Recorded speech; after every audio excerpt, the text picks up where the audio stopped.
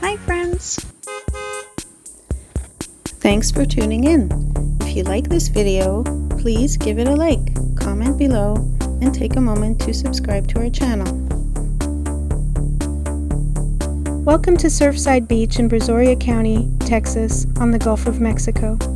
Surfside Beach is a small coastal city located on Follets Island by the Gulf, with a population of around 600 people as of the 2020 census. We're along the Bluewater Highway, also known as County Road 257. This rural coastal road runs the length of Surfside Beach and continues northeast towards San Luis Pass and Galveston Island, covering about 40 miles of shoreline. You'll find access roads which allow vehicle and beach access in many areas, with permits required for driving or parking on the sand.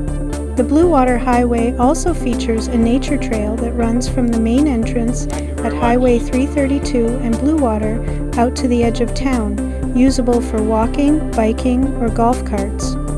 Enjoy the Gulf views along this scenic Texas coastal route.